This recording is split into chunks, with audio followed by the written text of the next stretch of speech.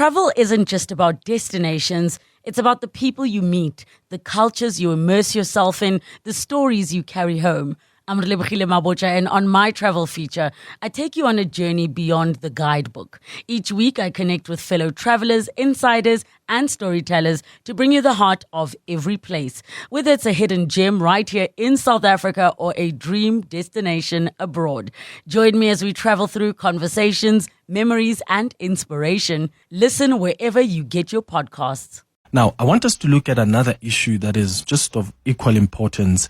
SASSA reviewing the eligibility of grant recipients. And I don't know if perhaps your loved ones have been affected by this, but at least 210,000 social grant recipients are under investigation for having possible undisclosed additional incomes. So SASSA says these beneficiaries were flagged under investigation for having possible undisclosed additional incomes. So they allegedly have these other sources of income, and they had until the end of July to present their cases to the agency, failing which then that will lead to their grants being permanently cancelled. And depending on their circumstances, a fraud investigation may actually be opened. Let's find out more about this and speak to Paseka Letsatsi, who is the head of communications at SASSA. Paseka, thank you for your time this morning. Hi. Good morning, Clement, and thanks for having me. So just for clarity, why are some of these beneficiaries' social grants suspended, and how did you pick up that there may be discrepancies here? Clement, I think as per the regulations of SASSA, if you come forward to apply for a grant, there's a section which stipulates that should anything in terms of your income changes, you must inform the agency. So the onus, it's on the beneficiary to do that. But secondly, just to respond to your other question, when we do the reviews, we basically work with the credit bureaus, but obviously we also have the memorandum of understanding with the banks, just to check if your status has changed. And we believe and we thought that the beneficiaries will do the most honorable thing if they get employed, to come forward and say, I'm now employed, can you kindly stop my grant? Okay, and then some recipients, they'll say they got suspended for allowances and not necessarily income. So their income status still hasn't changed, but maybe someone gets an allowance from their child on a consistent basis. Not true. And I think maybe we may just want to separate the two, because I know the cry was with regard to the COVID-19 grant of the 370, where people say, I've got an income. So this is basically your mainstream grants, like your old age, your child support grant, which we are focusing on. And in this instance, Clement, we work closely with the credit bureau, like I said, and the banks, and we are aware that it's not a contribution which comes from your child, or it's not a contribution which comes from your grandkids. But in any case, the regulation says you need to come forward and perhaps present your case to us contrary to the information which we have. And if that is the case, we'll then be able to release your grant. But let me just take this opportunity, Clement, to clarify one thing. There is absolutely no grant which has been suspended. Two, there's no grant that has been stopped. All what we have done was to delay the payment, because the intention is to send a message to an individual that your grant has been flagged. Okay, but are there others whose payments are still delayed to this day, or there was a delay and then they received their payments? There was a delay, and today, I think people would have started to receive their grant. We will do the same, Clement, next month, with these individuals who have been flagged. We will delay, because the intention is to engage them and so that they come to a SASSA office and clarify the matter. And failing which, I agree with you, which we raised earlier on, that if they fail to present themselves to a SASSA office, unfortunately, we will then have their grant being cancelled permanently. Okay, hold on. So, I mean, suspension, and maybe this is just like the different words we're using here, right? So, yeah. But someone, but when I said suspended, I mean someone who is supposed to or is expecting to be paid, let's say on the 1st of July, they didn't get that payment because their account has been flagged because SASSA has got some concerns. Can they receive that payment or they have to come and talk to you at SASSA first and you resolve this issue before they get that payment? What we do, Clement, thanks for the question. What we do, because people get paid on the 3rd of every month. So if your account has been flagged, you won't get your pay on the 3rd. It will be delayed and the payment will happen on the 8th. And the intention of delaying it is to make sure that you come forward and present yourself to a SASSA office and say, in actual fact, SASSA, you are wrong. I am not employed. The information at my disposal is that I'm getting contribution from my child or whatever. Yeah. And I think the matter will be resolved. However, even if you don't come, you will still get your grant on the 8th. Okay, so just a delay. All right. Yes, then it's just a delay. For people who are receiving monies from their children, for instance, if there's a gogo or a granddad out there or a father who receives, say, money from Clement, maybe I'm sending 1,000 rand home or 2,000 rand home on a consistent basis. So let's say every month. Is that a concern for SASSA? Does someone like that still qualify for this beneficiary, as a beneficiary?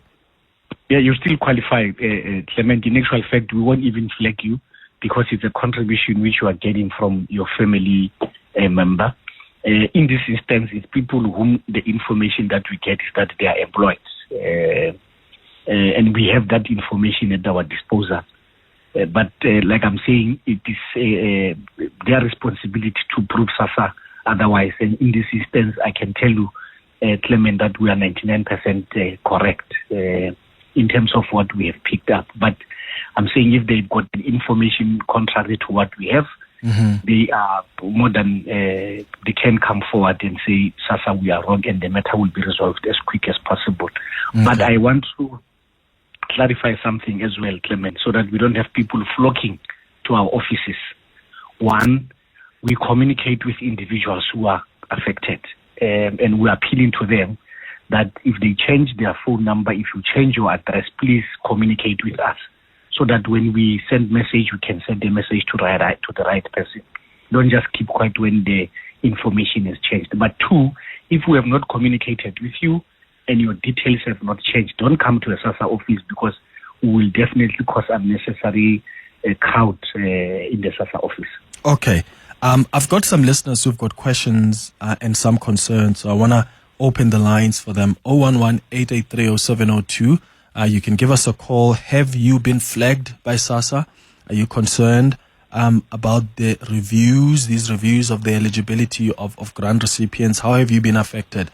The WhatsApp line is 072-702-1702. Let's start here. Absolute rubbish. You've got to be able to get into a SASSA office. If you are not at the main SASSA office at 6:30 in the morning, you cannot get into SASSA. Okay, Paseka, clearly frustrated there, not even a hello, but I guess that's a frustration that some of the grant recipients have. I think this one is raising issues around access to SASSA offices that they can't just get through. Yeah.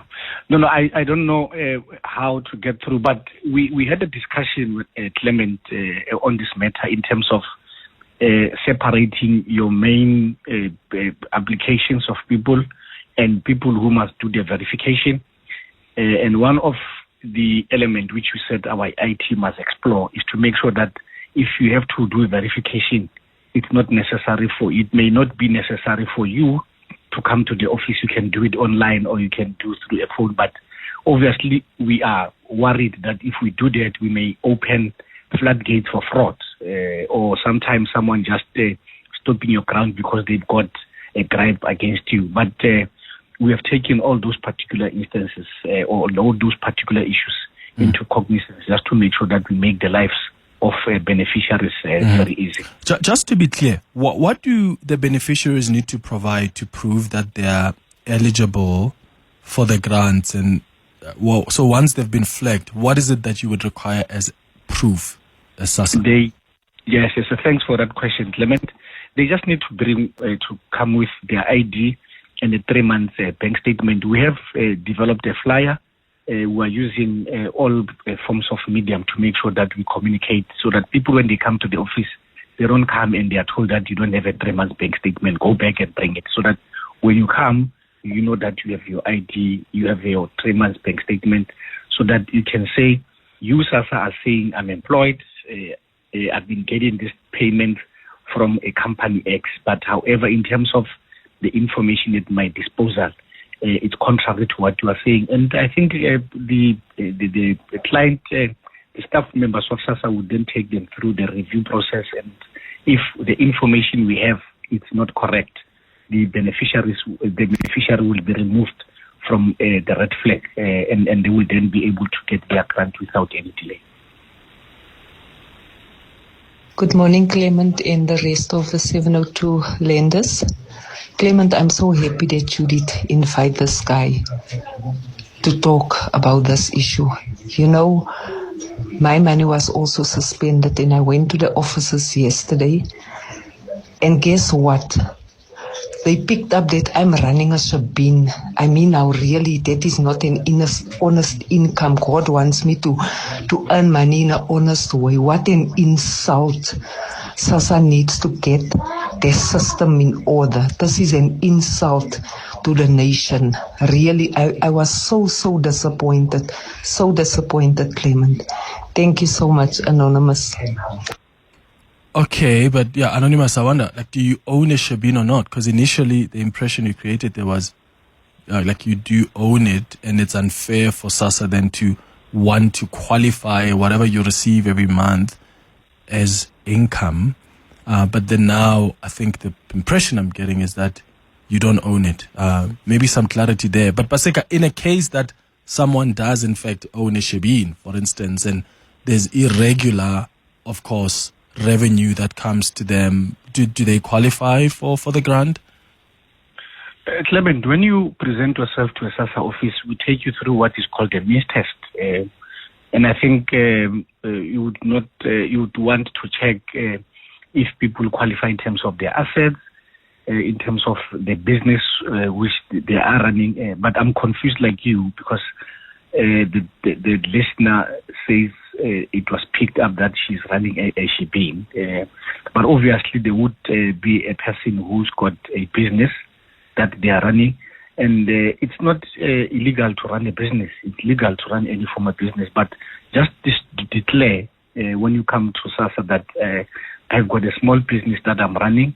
It's making 30,000 rand a month, so that we can take you through a normal means test like anybody else. But if you keep quiet, you don't give us the facts, we'll pick it up from our side, Clement. And once we pick it up, you will be frustrated. And I think what we need here is just people to understand that all that we simply need from our beneficiaries is that please, when you come and present yourself to SASSA, just make sure that you disclose anything so that we don't find it.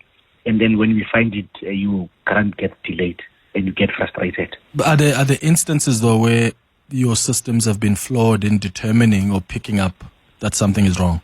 For instance, if you pick up that someone actually does own a shebeen, but they really don't, have you had instances like that?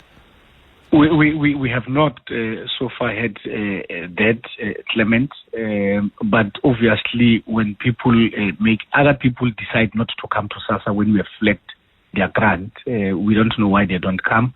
But so far, we have not picked up that anomaly. Okay, because this woman has sent us another voice note and says, I actually don't own a shebeen and I've never owned one, and yet I was flagged. So that must be something wrong then with the system. There might have been an issue there. And what I would want to appeal, Clement, is that if you have the details, you may just give them to me after the interview. Okay. I'll then make a personal follow-up just to see what happened. I will report do that. Back to you. Yeah, there's another person who says that they're unemployed, 66 years of age, they're frail, they've been going to SASSA because they've been flagged, they've been going to SASSA, and the office, they go there, they wait for hours, and then they close the doors, they tell them to come the next day. So I will give you some of these cases perhaps after the show, just so maybe you can follow up, because also it's unfair to expect people who are frail to come to the offices. You're telling them to come to the offices, but when they come, they wait there for hours. They're not taking their medication. They're not eating. And then they're only told later, come back tomorrow. So at some point, the system has to be somehow smooth. Here's another voice note. Yes, I've been flagged. I'm a 70-year-old lady.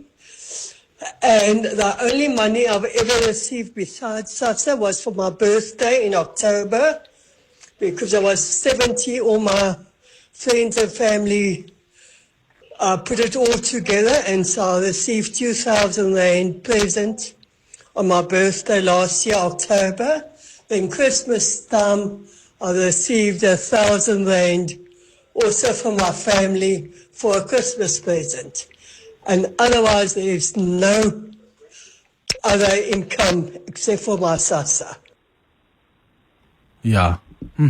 Okay, Pet on the WhatsApp line says, and I'll give you an opportunity to respond, Paseka, in a moment. Pet says, Clement, can you establish from the SASSA spokesperson why SASSA insists on beneficiaries visiting SASSA when they know full well that their offices are always chock-a-block? Secondly, where is the person whose account has been suspended going to get the money to get to the office? Why don't they give beneficiaries the option to attend to the issue online? Yeah, Paseka? No, thanks. Let me respond to the last one. One of the options which we picked up was that our IT division must just look into the possibility of making sure that the processes are done. But obviously, when you make an application, you come to a SASSA office. And when we want to do the verification as well, we would expect you to come. And I said earlier on, the intention here, Clement, when we take 5 steps forward, fraudsters, they take 10 steps ahead of us. And we just want to make sure that when we open an online verification process, we don't have fraudster. I don't have to come to 702 again and explain that people did not get their money. It's very painful for beneficiaries to be defrauded. So those are some of the issues we are taking into concern, so that we don't put beneficiaries in a bad way. But the other thing which we resolved yesterday, Clement, was the fact that our system must be in such a way that you address the issues of the old people who are getting the old age grant. Because what we are saying as an organization is that the 90-year-old, how do you expect the 90-year-old to come to a SASSA office and do the verification? So I think our guys in the grants administration have agreed that they need to make sure that they develop mechanism to make sure that the system is not painful to the beneficiary. Okay, AB says, my mother gets rental money from tenants from flats that I have built for her in the backyard. Will she be flagged? Look, Clement, if a person is flagged, we will communicate with them, and we are appealing from the bottom of our heart that just make sure that the matter is resolved with SASSA, and you make an explanation, and we do not necessarily suspend your grant. And it's such a simple process to do, just to make sure that the matter gets resolved. So in a manner, for instance, this woman, if you're going to do a means test with her, and then if you figure out that, okay, then she receives enough money from the rentals, then that's when you would make the decision that she's out of the system. I don't want to go to that level, Clement, lest we have people not presenting themselves to a SASSA office for the fear of their grant being stopped. But I think if there is an income and it kicks you out of the means test, obviously your grant will be stopped. Okay. But we don't think people must fear or be scared that their grants will be stopped. Yeah. So look, Paseka, I really hope that at least you get the offices in order. I can't tell you how many messages I'm receiving of people who are complaining about the long queues and how they arrive at your offices at 6 a.m. in this cold winter, and then they're still not assisted by the afternoon. They're told to come back tomorrow. That's just not cool. So I hope that there can be a system of sorts. Officials can know that there are people who arrive there very early, so they can improve the system in some way. No, definitely, Clement. And I think we can have an appointment in the next 2 weeks so that I can give you a progress report.